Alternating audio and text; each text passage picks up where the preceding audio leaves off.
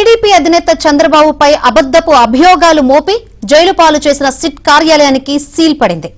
Governor Abdul Nazir ఆదేశాలతో తాడేపల్లిలోని SIT కార్యాలయానికి తాళం వేశారు. రాష్ట్రంలో అధికార మార్పిడి జరుగుతున్న తరుణంలో కీలకమైన డాక్యుమెంట్లు మాయం కావడం లేదా కరెక్ట్ అయ్యే అవకాశాలుండడంతో సమృద్ధి నెక్సాలో ఉన్న సిఐడి సిట్ కార్యాలయాన్ని మూసివేశారు. డాక్యుమెంట్లతో పాటు పలు కంప్యూటర్లను సీజ్ చేసినట్లు తెలుస్తోంది.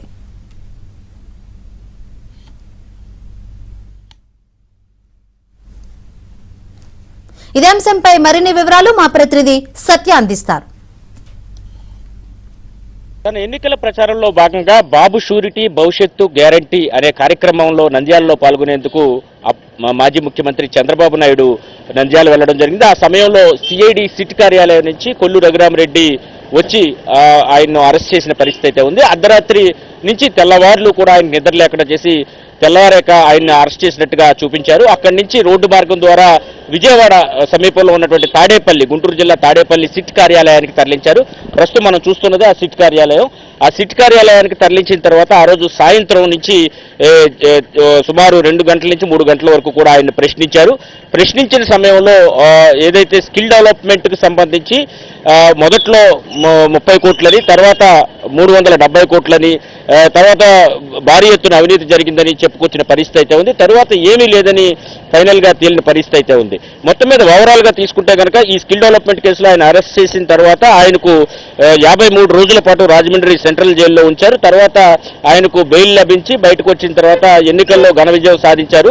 సాధించిన క్రమంలో ఈ మధ్యకాలంలోనే అంటే ఎన్నికల కోడ్ అమల్లో ఉన్న సమయంలోనే హెరిటేజ్కి సంబంధించిన అంటే చంద్రబాబు కుటుంబ సభ్యులకు సంబంధించిన కొన్ని పత్రాలను ఈ సిఐడి ఆఫీసు అధికారులు కొంతమంది తగలబెడుతున్న దృశ్యాలు కూడా మీడియాలో వెలుగు చూసిన పరిస్థితి అయితే మనం గమనించాం. తర్వాత వాటిని తగలబెట్టిన తర్వాత రీసెంట్ గా అధికార మార్పిడి జరుగుతోంది. 12వ తారీఖున చంద్రబాబు రాష్ట్రానికి ముఖ్యమంత్రిగా మళ్ళా ప్రమాణ స్వీకారం చేయబోతున్న నేపథ్యంలో ఈ మధ్యలో ఈ సిఐడి సిట్ కార్యాలయం నుంచి చంద్రబాబు సంబంధించినటువంటి ఆయన కుటుంబాలకు సంబంధించినటువంటి విలువైన పత్రాలు మాయమయ్యే ప్రమాదం ఉందని భావించి ఇప్పటికే రాష్ట్ర గవర్నర్కు తెలుగుదేశం పార్టీ తరఫున లేఖ రాయడంతో ఆయన ఎక్కడా కూడా ప్రభుత్వ కార్యాలయాల పత్రాలు మిస్యూజ్ కాకుండా లేదా డిలీట్ కాకుండా అక్కడి నుంచి తస్కరించకుండా అన్ని జాగ్రత్తలు తీసుకోవాలని ఆదేశించారు. దాంతో నిన్న సాయంత్రం సిఐడి సిట్ కార్యాలయానికి సీల్ వేశారు. ఈ కార్యాలయంలోకి ఎవరు వెళ్లకుండా, ఎవరు వెళ్లకుండా కూడా నిర్ణయం తీసుకున్న పరిస్థితి అయితే ఉంది. దీంతో సిఐడి సిట్ కార్యాలయంలో భారీ ఎత్తున భద్రతలను కూడా ఇక్కడ ఏర్పాటు చేసిన పరిస్థితి అవుతుంది. పోలీసులు ఎవరిని కూడా మీడియాను కూడా అలౌ చేసే పరిస్థితి లేని పరిస్థితి అయితే ప్రస్తుతం కనిపిస్తోంది.